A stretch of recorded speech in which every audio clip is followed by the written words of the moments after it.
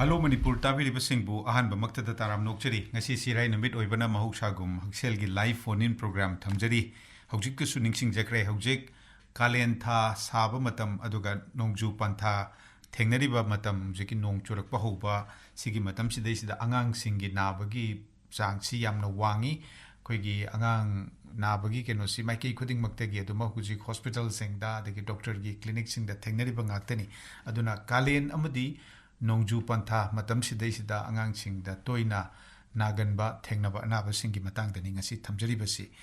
Object Miam gi Wahang Pokum Pibinaba Studio the Langsindana Lebire Babina Hospital Kavai Soigi Consultant Assistant Consultant Paediatrician Dr. Sushmita Devi Haodijam Dr. Na Lengbirak Pagidamak Chillaba Matam Kaitopiduna Studio the Lengbirak Pagidamak Tagachari Taram Nokchari Kurumjari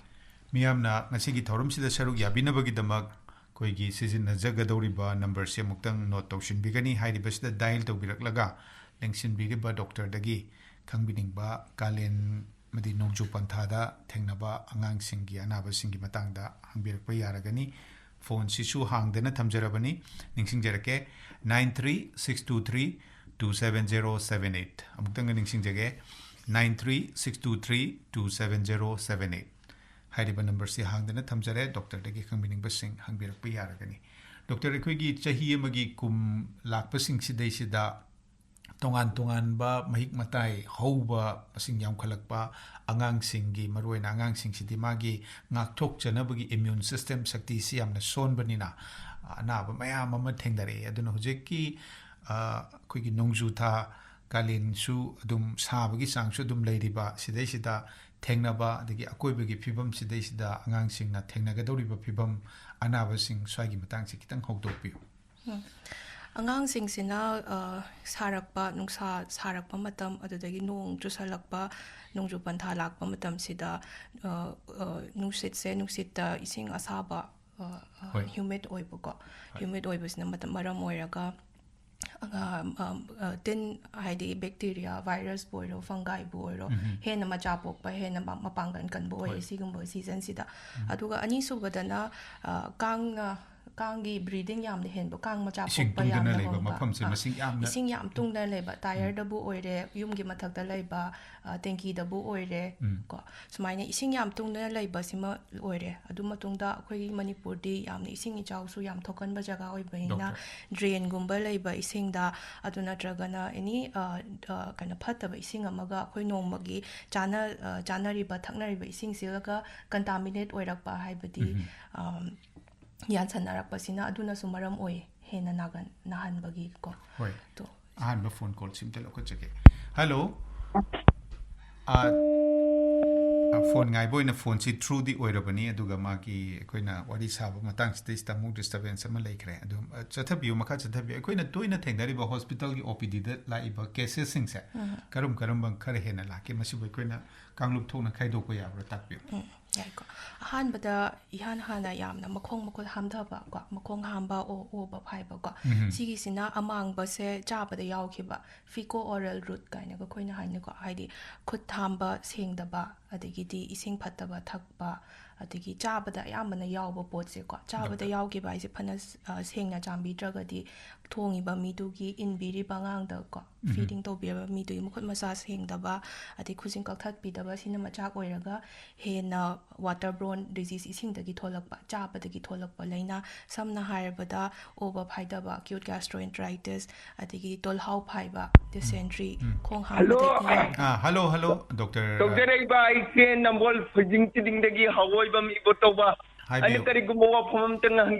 expatriate qua. A quickie Kalen-Tha, Nongju Tade, Jan Nagan Bahadi, Angangsingda Tapona Handaba, Ataya Handaba. Hamu Kologa to avoid it, but see whatever the Tabat, the Kahinga Pai Sanduna, Matsigi, my Higio, but the Matsigi Tabat, but the Amtan could turn a tap with a mobile expatriate. Pani, Dr. Degita Bisi.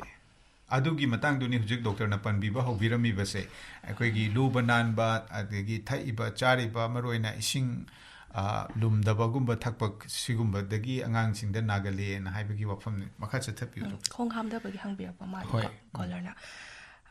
Hena khut phasana hambiba chak chadringai da khut hambiba any angang bu in bidore angang chak biza bidore haragadi makhut masa sengna hambiba ising pithakpada ising lumbu brong brong sohalaga ingtha halaga pithak biba ko mapan gi chak insang biza bidaba street food biza bidaba ko adagidi atopa haizaraga na matam chang naina vaccination kapthok biba khong hamdaba gi koi rotavirus isu national immunization schedule da yawi ko sina taba private ta kappa ya base typhoid ki vaccination am kapthok piba yai kalen gi jaundice haina khangnaba hepatitis A gi vaccine kapthok piba yai ko chicken pox na jiba mi ama oiragadi chicken pox ki vaccine so dum kaptho hanjaninge ko adu simyam gi checkson tharang se lo hanjaninge aduga imung da kitchen da chakhum da changjang thongbada hello hello tajare songi mingle from takpiraga doctor de wahang hangpio ai luke pora laidu kong gi wangkem donisa hoi takpiro ꯑꯩꯈꯣꯏꯒꯤ ꯑꯉꯥꯡꯁꯤꯡꯁꯤꯗ ꯑꯩꯈꯣꯏꯒꯤ school ꯆꯠꯄ ꯃꯇꯝꯗ ꯑꯩꯈꯣꯏꯒꯤ ꯃꯥꯒꯤ ꯇꯤꯐꯤꯟꯗ ꯑꯩꯈꯣꯏꯅ ꯆꯥꯅ ꯊꯛꯅꯕꯁꯦ ꯑꯩꯈꯣꯏ ꯂꯨꯅ ꯅꯥꯟꯅꯗꯤ ꯍꯥꯞꯆꯕ ꯍꯥꯏꯇꯥꯔꯦ ꯆꯥꯛꯀꯣ ꯑꯗꯨꯒ ꯑꯩꯈꯣꯏꯒꯤ ꯁ꯭ꯀꯨꯜꯒꯤꯗ ꯂꯩꯕꯤꯔꯤꯕ ꯀꯩꯅꯣꯒꯤꯗ ꯑꯩꯈꯣꯏꯒꯤ ꯃꯥꯒꯤ ꯆꯥꯐꯝ ꯊꯛꯐꯝ ꯃꯥꯒꯤ ꯇꯣꯉꯥꯟꯅ ꯑꯃ ꯃꯣꯏꯒꯤ ꯁ꯭ꯀꯨꯜꯒꯤꯗꯁꯨ ꯁꯣꯏꯗꯅ ꯂꯩꯕꯤꯔꯝꯒꯅꯦꯕ ꯁꯥꯔ ꯍꯣꯏ ꯑꯗꯨꯗ ꯑꯩꯈꯣꯏꯅ ꯃꯥꯒꯤ ꯂꯩꯔꯤꯕ ꯄꯣꯠꯁꯤꯗ ꯑꯩꯈꯣꯏꯅꯗꯤ ꯌꯦꯡꯁꯤꯜꯂꯨꯗ꯭ꯔꯕꯅꯤꯅ ꯍꯥꯏꯔꯤꯕ ꯄꯣꯠꯇꯣ ꯑꯩꯈꯣꯏꯒꯤ ꯑꯉꯥꯡꯁꯤꯅꯗꯤ ꯃꯈꯨꯠ ꯃꯁꯥ ꯍꯥꯝꯃꯤ ꯈꯪꯗꯦ ꯍꯥꯝꯗꯦ ꯈꯪꯗꯦ ꯃꯣꯏꯁꯨ ꯑꯗꯨꯝ ꯆꯥꯕ ꯑꯗꯨꯝ ꯌꯥꯎꯋꯦꯕꯀꯣ ꯆꯨꯝꯃꯤ ꯃꯗꯨꯗꯣ ꯑꯩꯈꯣꯏꯒꯤ ꯌꯨꯝꯗ ꯍꯜꯂꯛꯑꯒ ꯀꯩꯒꯨꯝꯕ ꯑꯩ ꯉꯁꯤꯗꯤ ꯄꯨꯛ ꯅꯨꯡꯉꯥꯏꯇꯦ ꯑꯩꯈꯣꯏꯒꯤ ꯀꯝꯌꯥꯁꯤ ꯈꯔ ꯅꯥꯏ ꯈꯣꯠꯂꯤ ꯀꯥꯏꯅ ꯍꯥꯏꯕ ꯄꯣꯠ ꯑꯗꯒꯤ ꯍꯛꯆꯥꯡꯒꯤ ꯏꯅꯨꯡ ꯅꯨꯡꯉꯥꯏꯇꯦ ꯀꯃꯥꯏꯅ ꯇꯧꯔꯤꯅꯣ ꯈꯣꯠꯂꯤꯅꯣ ꯍꯥꯏꯕ ꯄꯣꯠꯁꯦ ꯃꯁꯤꯗꯤ ꯑꯩꯈꯣꯏꯒꯤ ꯑꯦꯛꯁꯄꯥꯔꯠꯇꯒꯤ ꯈꯤꯇꯪ ꯈꯪꯖꯅꯤꯡꯕ ꯍꯥꯏꯇꯥꯔꯦ ꯁꯥꯔ ꯐꯅꯤ ꯑꯉꯥꯡꯁꯤꯡꯁꯤꯗꯤ ꯌꯨꯝꯗꯒꯤꯗꯤ ꯌꯥꯝꯅ ꯆꯦꯛꯁꯤꯟꯅ ꯑꯩꯈꯣꯏꯒꯤ ꯆꯥꯒꯗꯧꯔꯤꯕ ꯊꯛꯀꯗꯧꯔꯤꯕ ꯇꯤꯐꯤꯟꯒꯤ ꯑꯥꯏꯇꯦꯝꯁꯤꯡꯁꯤ ꯐꯖꯅ ꯂꯨꯅ ꯍꯥꯞꯄꯤꯈ꯭ꯔꯒ ꯁ꯭ꯀꯨꯜꯒꯤ एनवायरनमेंट हाइगद्रा स्कूलदुदा अंगांग मयाम अमा तोंगान तोंगान बे इमुंगदगी लाकदोरिबा अंगांग मयाम अमा थेंगनगदोरिबनी टिफिन सिसु अमगा कोई शेयर तौरगा चामिनबगी सु अदुम यावरी स्वाइगी मतंग डॉक्टर ने खरा ताकपियो si yam toina thoe ko aduga ahan bada chak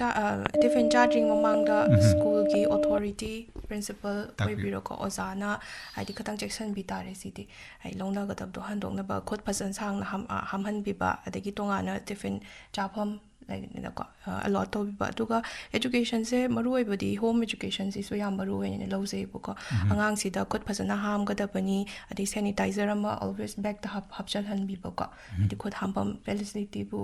khodak ta lai drago sanitizer season bi angang si da tak pi ba hai dai ne akoina ngak thok pa ngam mi kai di to the maximum ngak thok pi raga angang da yum da khot phasana ham thok piu sapona ham piu sanitizer season han piu hello yum-dagi khangga chakhragadi madugi habit magi haina bidu school do sodum tawdori neba aina karigumba tiffin chadri gi mamang da khut hamba haibasi ai tangai fadabani haibasi angang du da inbuilt oina khangna yawja hangi bado hello makha chatjage doctor dujiksi takpire khoigi hujiki waterborne hai tare ising phataba degi chaba thakpa dedesida mahik matang yawgiba fajana chamdaba fajana thongdaba sigumba amotpa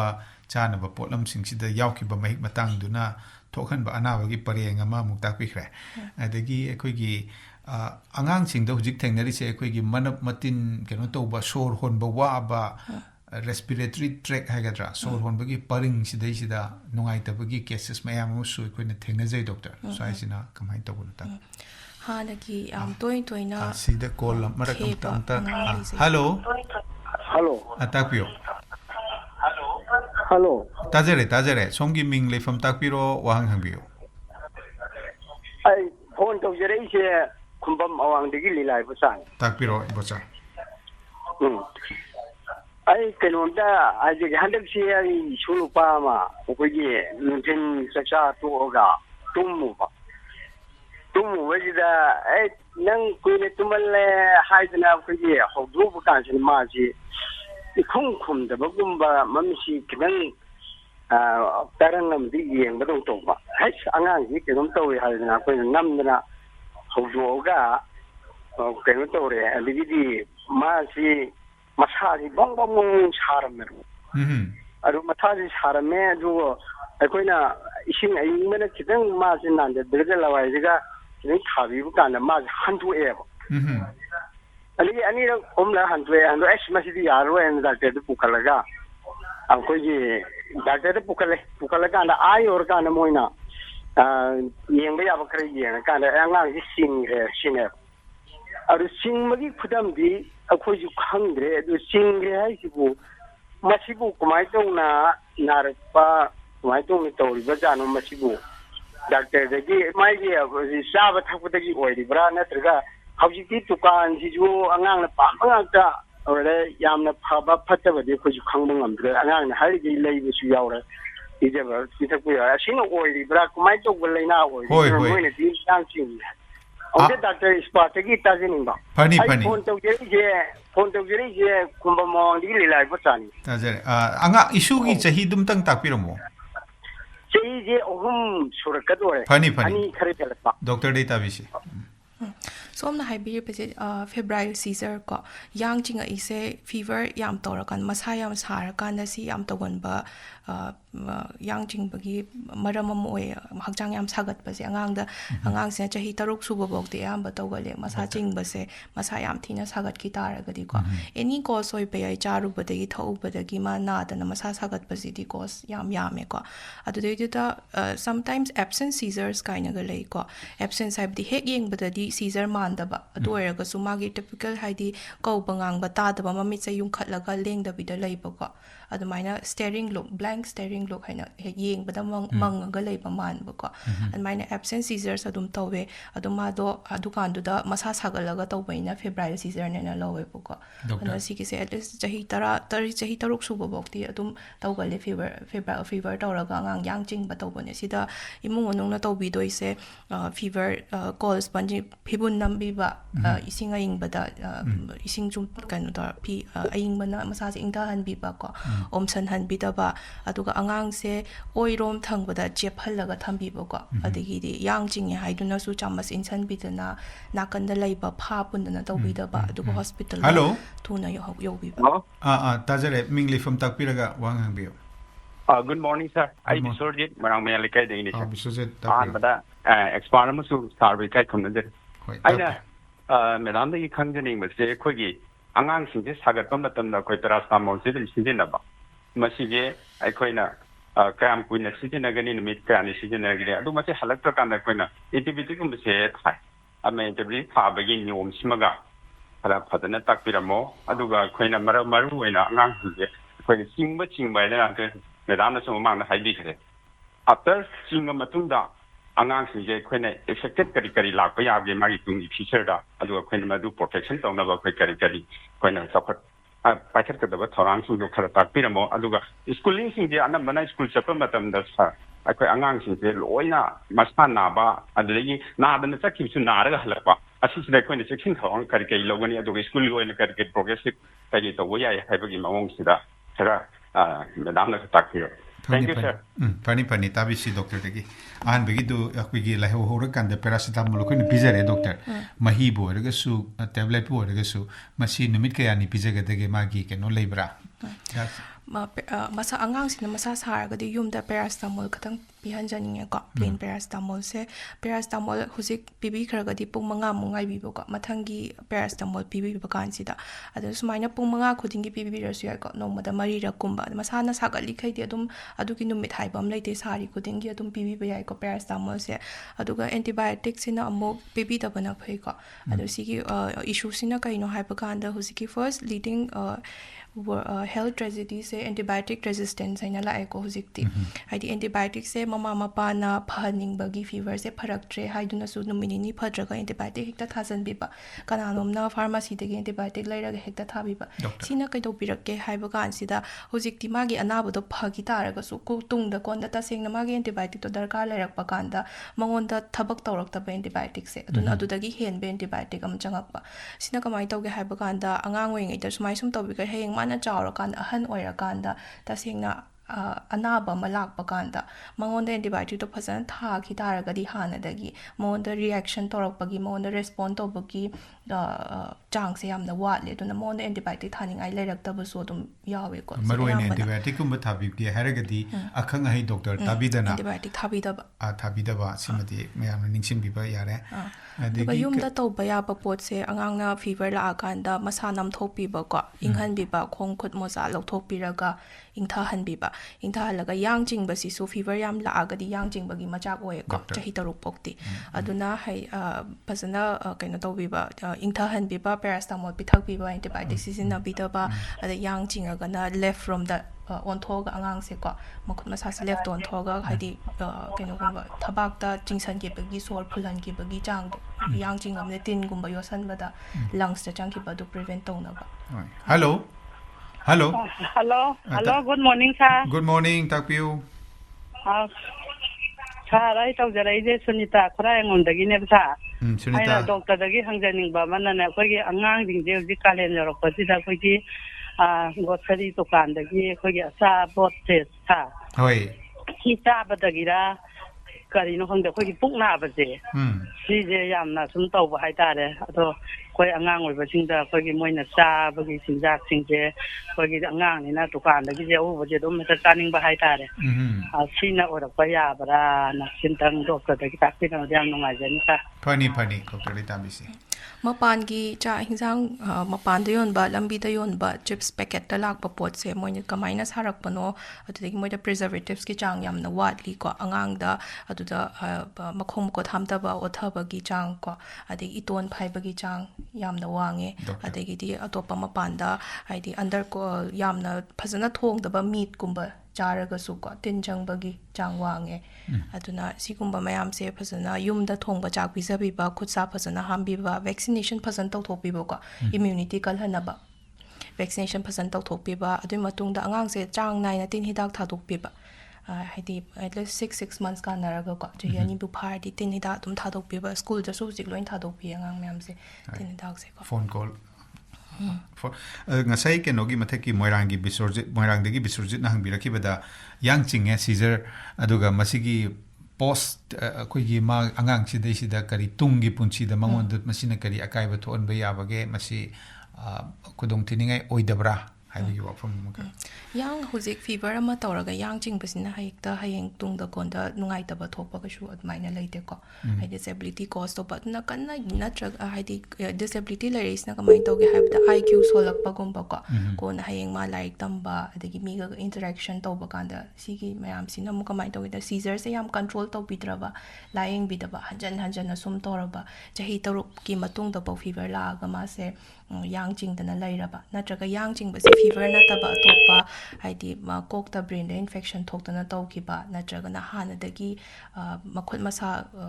ꯆꯠꯄ ꯈꯣꯡ ꯐꯝꯕ ꯅꯨꯡꯉꯥꯏꯇꯕ ꯑꯉꯥꯡ ꯍꯥꯏꯗꯤ ꯄꯣꯛꯄꯗꯒ ꯀꯞꯇꯕ ꯁꯤꯒꯨꯝꯕ ꯀꯣꯁ ꯑꯇꯣꯞꯄ ꯃꯌꯥꯝ ꯂꯩꯔꯤ ꯁꯤꯗꯅ IQꯁꯦ ꯈꯇꯪ ꯅꯦꯝꯃꯦ ꯗꯦꯕꯂꯞꯃꯦꯟꯇꯦꯜ ꯗꯤꯂꯦꯒꯨꯝꯕ ꯇꯧꯍꯜꯂꯦ ꯑꯗꯨꯃꯛꯅ ꯐꯤꯚꯔ ꯇꯧꯔꯒ ꯌꯥꯡ ꯆꯤꯡꯕꯗꯒꯤ ꯀꯣꯟꯅ ꯇꯧꯕꯗꯨꯗꯤ ꯇꯧꯗꯦ ꯍꯜꯂꯣ ꯑꯗꯨꯒ ꯃꯈꯥ ꯆꯠꯊꯁꯤ ꯗꯣꯛꯇꯔ ꯍꯧꯖꯤꯛꯁꯤ ꯑꯩꯈꯣꯏꯒꯤ ꯑꯉꯥꯡꯁꯤꯡꯁꯤꯗꯩꯁꯤꯗ ꯀꯥꯂꯦꯟꯒꯤ ꯅꯨꯡꯁꯥ ꯁꯤꯒꯤ ꯍꯨꯃꯥꯡ ꯊꯣꯛꯈꯤꯕ ꯑꯗꯒꯤ ꯑꯃꯨꯛ ꯅꯣꯡꯖꯨ ꯄꯟꯊꯥꯒꯤ ꯀꯩꯅꯣ ꯁꯤꯗꯩꯁꯤꯗ ꯏꯁꯤꯡꯒꯤ ꯏꯅꯤꯜꯒꯤ ꯆꯥꯡ ꯁꯤ ꯆꯣꯠ ꯂꯥꯎꯕꯒꯤ ꯀꯩꯅꯣꯁꯤ ꯌꯥꯝ ꯋꯥꯡꯕꯅꯤꯅ ꯎꯟꯁꯥꯒꯤ ꯁ꯭ꯀꯤꯟ ꯏꯟꯐꯦꯛꯁꯟꯁꯤꯡ ꯑꯉꯥꯡꯁꯤꯡꯗ ꯊꯦꯡꯅꯩ ꯃꯔꯨꯑꯣꯏꯅ ꯑꯩꯈꯣꯏꯒꯤ ꯊꯨꯞꯆꯤꯟꯕ ꯖꯒꯥꯁꯤꯡꯁꯦ ꯈꯨꯠꯀꯤ ꯈꯨꯗꯥꯡꯒꯤ ꯑꯩꯈꯣꯏꯒꯤ ꯁꯔꯨꯛꯁꯤꯡ ꯑꯗꯒꯤ ꯑꯩꯈꯣꯏꯒꯤ ꯀꯝꯌꯥꯒꯤ ꯁ꯭ꯋꯥꯏꯁꯤꯗꯩꯁꯤꯗ ꯀꯞꯂꯥꯛꯇ ꯑꯗꯒꯤ ꯁꯦꯒ꯭ꯔꯥꯛꯀꯨꯝꯕꯗ ꯁꯤꯗꯩꯁꯤꯗ ꯑꯗꯩ ꯁꯤ ꯅꯠꯇ꯭ꯔꯒꯁꯨ ꯄꯨꯛꯇ ꯅꯪꯒꯟꯗꯁꯨ ꯑꯉꯥꯡꯁꯤꯡꯁꯤꯗ ꯊꯦꯡꯅꯕ ꯌꯥꯎꯏ ꯁ꯭ꯀꯤꯟꯒꯤ ꯎꯟꯁꯥꯒꯤ ꯏꯟꯐꯦꯛꯁꯟꯁꯤꯡ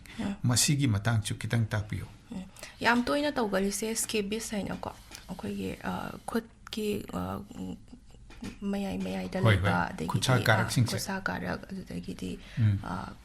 ꯇꯥꯡ ꯊꯦꯛꯆꯟꯕ ꯁ꯭ꯋꯥꯏꯁꯦ ꯇꯧꯕꯤꯔꯤꯁꯦ ꯑꯗꯨꯅ ꯁꯤ ꯇꯧꯕꯁꯦ ꯑꯉꯥꯡꯗꯕꯨ ꯅꯥꯔꯗꯤ ꯏꯃꯨꯡ ꯄꯨꯂꯞꯅ ꯃꯣꯏꯁꯦꯀꯣ ꯅꯨꯡꯗꯥꯡꯗ ꯑꯩꯈꯣꯏ ꯂꯣꯁꯟ ꯇꯩꯔꯒ ꯏꯔꯨꯖꯊꯣꯛꯄꯤꯌꯨ ꯅꯣꯡꯉꯥꯜꯂꯒ ꯄꯨꯂꯞ ꯐꯤ ꯅꯨꯡ ꯂꯣꯏ ꯁꯨꯗꯣꯛꯄꯤꯕ ꯏꯃꯨꯡ ꯐꯖꯅ ꯂꯨꯅ ꯅꯥꯟꯅ ꯊꯝꯕꯤꯕ ꯁꯤ ꯍꯤꯗꯥꯛ ꯊꯥꯗꯣꯛꯇꯕ ꯌꯥꯗꯦ ꯍꯜꯂꯣ ꯁ꯭ꯀꯦꯕꯤꯁ ꯍꯥꯏꯁꯦ ꯍꯜꯂꯣ ꯑꯁꯣꯝꯒꯤ ꯃꯤꯡ ꯂꯩꯐꯝ ꯇꯥꯛꯄꯤꯔꯣ ꯑꯗꯨꯒ ꯋꯥꯍꯪ ꯍꯪꯕꯤꯔꯣ ꯍꯧꯖꯤꯛꯀꯤ ꯁ꯭ꯀꯤꯟꯒꯤ ꯃꯇꯥꯡꯁꯤꯗꯤ ꯃꯁꯤꯗꯤ ꯅꯥꯔꯤꯕ ꯑꯉꯥꯡꯗꯨ ꯈꯛꯇ ꯅꯠꯇꯅ ꯑꯩꯈꯣꯏꯒꯤ ꯏꯃꯨꯡꯗꯨꯗ ꯂꯩꯃꯤꯟꯅꯔꯤꯕ ꯃꯤꯄꯨꯝ ꯈꯨꯗꯤꯡꯃꯛꯀꯤ ꯌꯥꯝꯅ ꯂꯨꯕ ꯅꯥꯟꯕ ꯑꯔꯨꯕ ꯐꯤ ꯁꯦꯠꯄ mayam si punna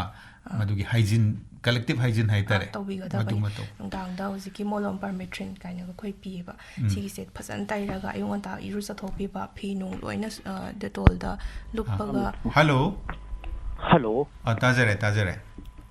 phone to jebe hagisi khangabok surwang ma part 1 digi laisam hemant takpiro hemant ngasi gi thabir topics ta sai digi doctor na dum haibi ba kudimak loina mak tajare mi na kong wijere dubo thangjening mana doctor hajiksi kalen thaga amadin su nuju panthagi matam sida angang sing di khangdam ni nai goni yum di yan care oina sing asaba ga pitatna edi haino akoi gi mundu si sa da yam kan hona jaba adu bu moina khangdam ni na mama na bik sana ba kan da masi ising si pangtak da thakpa adigin ka haino si sa sin da sung muchu akoi na di khangdam ni kari kari tawba ya halak bada angang si si tawrure adu di kari kari care lo ba ya ge si ongtang expert gi khangjening ba pani angang se maroina khoin tawba yai se immunity ka than ba ko haidi akhoi yumda tawri khai cheksali khai de khoi gi khutta lei once yum ge mapan bu thokraga di angang ina chasaluba tawsaluba haiba se haidi mahausani aduna vaccination phasan kap thokpi ba immune kanna ba adigi mana nuti gi chari ba yumda thongi ba chana thakna ba tu da asanga man yauhan bi ba ade protein gi chang phasana yaubi ba fat gi chang phasana yaubi ba ko haira seasonal machu nai ba yellow machu angang ba machu pithak pizza bi ba ko simyam khara to bi ba tha adegi machang nai na tin hidak tha do bi ba yai ko adegi ti